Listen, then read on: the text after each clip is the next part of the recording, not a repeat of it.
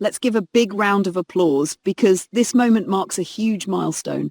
A long-time actor steps behind the camera for the first time ever, and his directorial debut is now lighting up the New York Film Festival. Standing on that carpet, surrounded by flashing cameras and film critics, he admits it's a lot to take in. Overwhelming, yes, but also a dream come true. He explains that the real spark behind this project came from home, from his kids.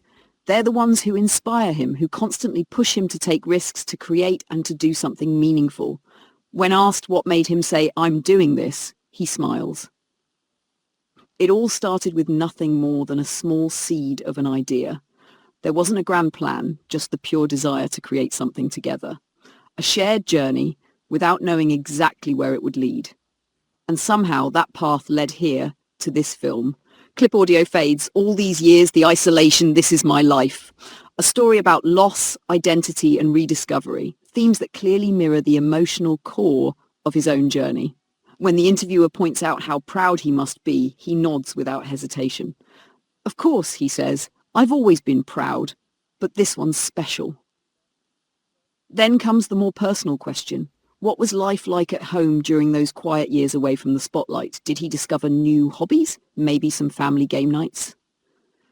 He laughs, then reveals something unexpected. During that time, he actually went back to school, and while his son Ronan was graduating, his younger brother was enrolling too.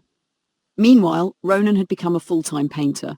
Life took them all in different directions, but once they decided to make this film, they made one rule. They'd only write when they were in the same room together. No phone calls, no emails, just face-to-face creativity. And that, he says, made the experience unforgettable. As a first-time director, he admits it was everything he'd hoped for and more. Thanks to an incredible cast and crew, the entire production turned into something truly special. It was, he says, an experience I'll never forget, and now I can't wait for the world to see it. And then there's another name attached to the project, one that immediately grabs attention. Brad Pitt. Yes, the Hollywood superstar himself is involved as an executive producer. So how did that happen? Did Brad Pitt personally reach out? Not exactly.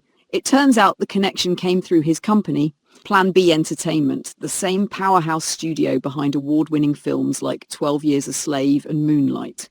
A close friend suggested sending the script to Plan B's producers, Jeremy Kleiner and Deed Gardner, two of the most respected names in Hollywood.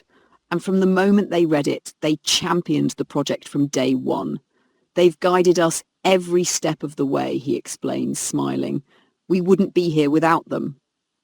It's clear this debut isn't just about a movie.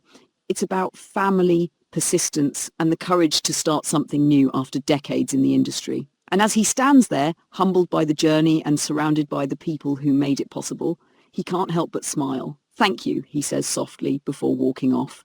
Thank you very much. And with that, a new chapter begins.